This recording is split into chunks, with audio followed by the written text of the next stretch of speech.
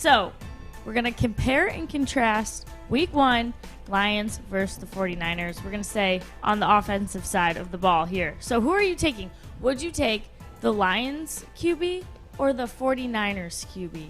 Adam? I want to hear Adam. I know. It's actually very difficult, and I'll tell you why. Are you serious? Yeah, you're going with, Jimmy G or Jared Goff. You're going with Jared Goff or Jimmy G, right? Yes. The Lions don't have a future prospect that they're grooming right now at quarterback. The 49ers do. They love Trey Lance more than they love Jimmy G.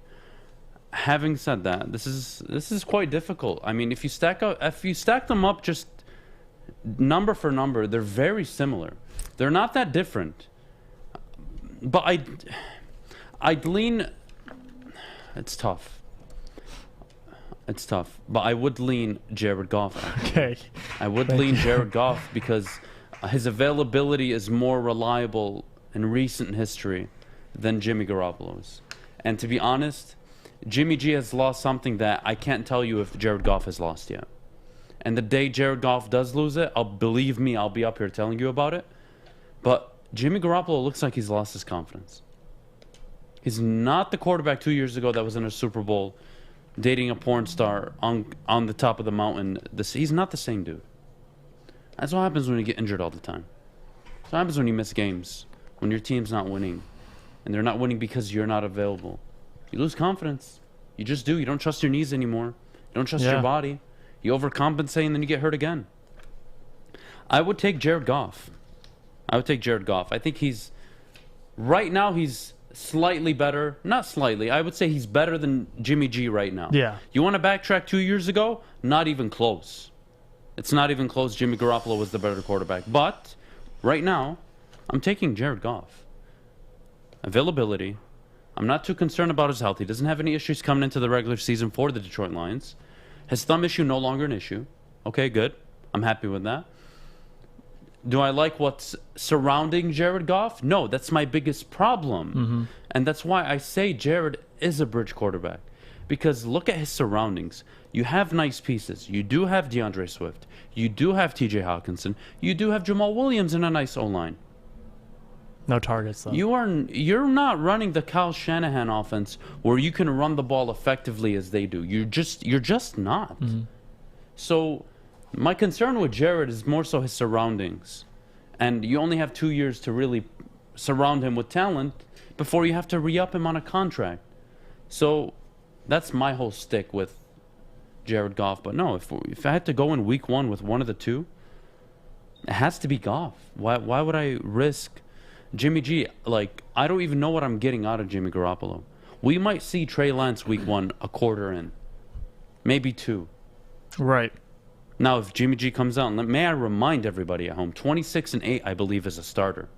When he's on and he's healthy, he has shown that he can just win. It's not a question. He wins football games. He's not just a game manager. He's more effective than that. But he's not that anymore. It's been 2 years, and he's been on the decline. His confidence is gone. I'm taking Jared Goff, Jeff. He had one good season, all right, Jimmy Garoppolo. The season they went to the Super Bowl. It was a great season. But that was one healthy season. Yeah, that's the problem. That's where I was getting to. It's hard for him to stay healthy, number one. That's the biggest problem with the Jimmy G. It's his health, and it's been declining. And with the Jared Goff, he's played in less seasons in the NFL than a Jimmy G, but has double the touchdowns in him. Obviously, he started his whole career. Jimmy didn't start in New England, but since he's came to San Fran, he's had decent stats. It's just, again, it's hard for him to stay healthy. So if I'm going from a skill perspective, yes, I'm taking Jimmy G's team around him. He's got more weapons around him. He's got Kyle Shanahan basically, making his job a lot easier. But in this, just quarterback to quarterback, who am I taking and who would I take on my team if it's the same exact team? I'll take Jared Goff, and that's not anything big. It's just simply I think he's better than a Jimmy G right now. If you swap Jared Goff and Jimmy G, I'll tell you exactly what would happen. Tell me. The Lions would probably win 2 games with Jimmy G as their starting quarterback. No, I think they'll win 4, 3 or 4 or 5 maybe. With Jared Goff, I think he's the healthier, more confident, younger, more mobile quarterback. But you put Goff on the Niners, it's a perfect fit for him. Zone running offense. dynamic at wide receiver, and not dynamic in a way where they have a clear number one, no. But the way Kyle Shanahan could care less if he has a 1. What he cares about is, are you going to run the route the way I tell you? Are you going to block the way I tell you? The 49ers' success relies on that defense and Kyle Shanahan's ability to call plays and predict what's going to happen on the defensive side of the ball for the other team. And that's why he's been so successful when he's had a quarterback. You can just look at Jimmy G, his starting record with Kyle Shanahan, together and when they're not together. Night and day.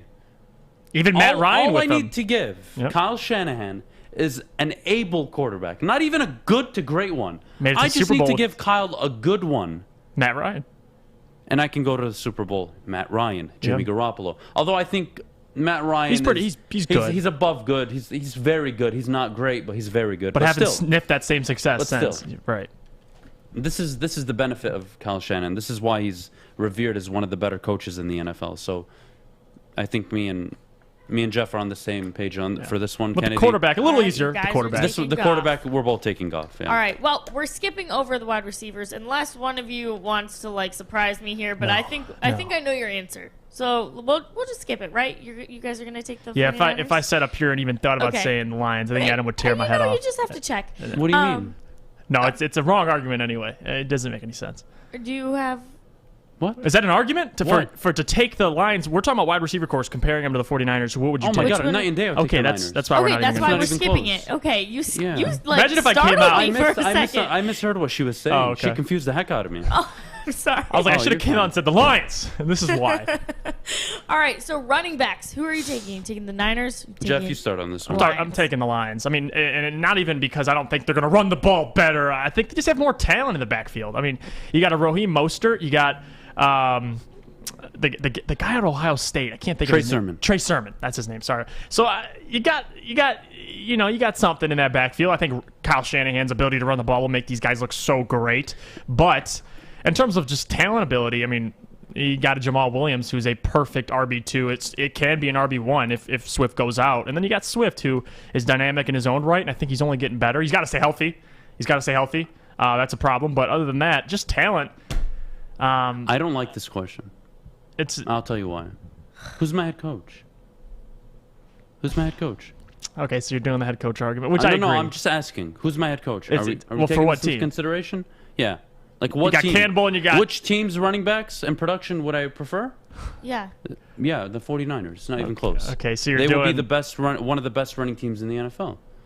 Who has more talent? You could make the argument Detroit with DeAndre Swift and Jamal Williams and Jamar Jefferson.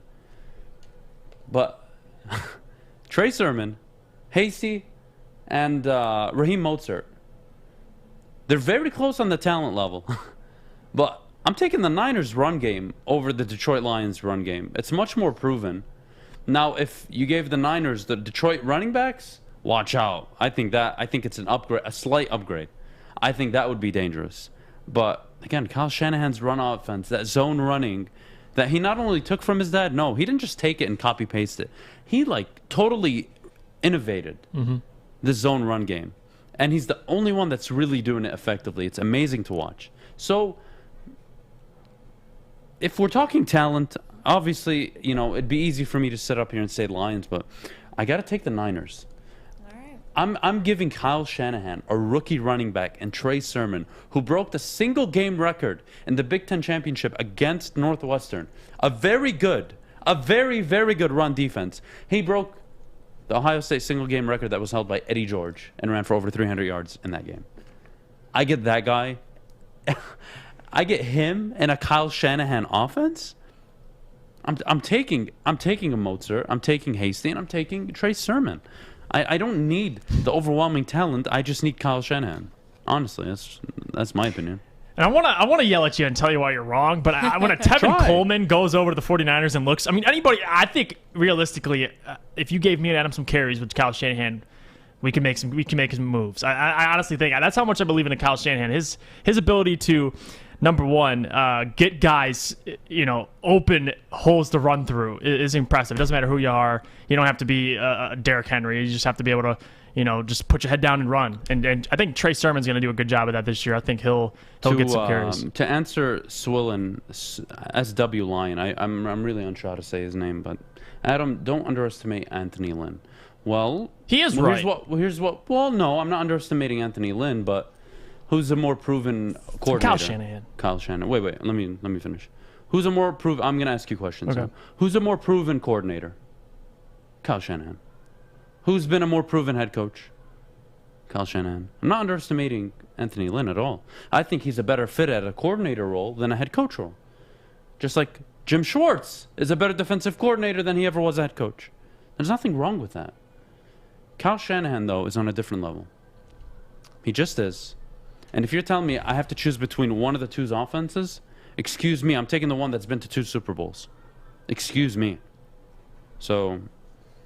And they got George Kittle blocking over there, man. I mean, the guy, he's a monster. Again, like let's say you bring in a Kyle Shanahan to Detroit. It is almost set up to do exactly what he's doing in San Francisco. The only difference is in San Francisco, they have an edge rusher. Well, multiple, I should say. They got a defense. They have Bosa. They have Nick Bosa. They've got linebackers, and they got a secondary. Oh, they have a defense, basically, is what I'm saying. And you know what? Their wide receivers are a slight upgrade compared to the Detroit Lions. But you know what their wide receivers are? They're proven, at least. Detroit's are unproven. And that's okay. You're going to see what they're made of this year. That's okay, guys. But what Kyle Shanahan is working with is totally different. I think it'll be closer than you think, though, because Anthony... In what regard? Because, and this is all I have to go off of. Anthony Lynn, as a previous offensive coordinator, usually, every team he's a part of, he manages to get their run game top 3, top 5 in the league. I think Anthony Lynn was dealt a raw deal in Los Angeles, not for getting fired, though. I think he deserved to get fired. Yeah. But losing Austin Eckler really hurt that team. Yes, it did. That really limited their team. And it wasn't until late in the year where they were able to string together, I believe, 5 straight wins with Justin Herbert. Or they won 5 of 6 or 5 of 7, whatever it was at the time. But they caught on late. I think the Chargers' defense is going to be a top 12 defense this year in the NFL. Mm-hmm. Like, he underperformed as a head coach in LA. But I think as an offensive coordinator, Anthony Lynn is going to be very good for the Detroit Lions. But the roster, the talent he's working with, is not what Kyle Shanahan is working with. So that's really going to make the clear difference. Sorry. All right. So you guys, is your final prediction before we head into week 1? Is it going to be a dub or is it going to be an L? And can you give a score prediction, Adam? Ew. So early. I know. So early. Can't we do that next Friday? Well, okay, we'll do it again. But right now, we've discussed who you would take. I would take the Niners. I would still take the Niners. Yeah. And I would take them to win 34. Give me 34, 20. I think they win by 2 touchdowns. Okay.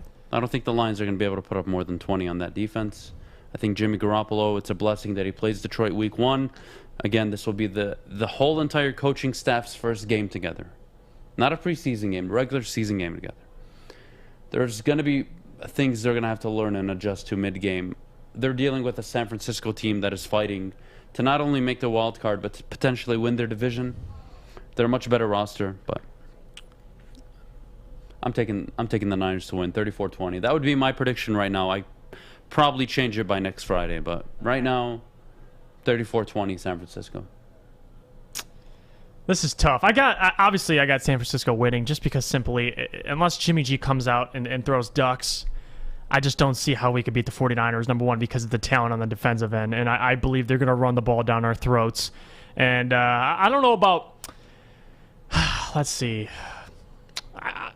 I'll give them 28-13. Why not? We lose. I don't know if the 49ers are going to put up 30+, but hey, we're still going to take an L. It's not being me being negative. It's just being realistic. Like if you guys, I see a 13-10 Detroit, so okay, you expect our defense to hold them to 10 points.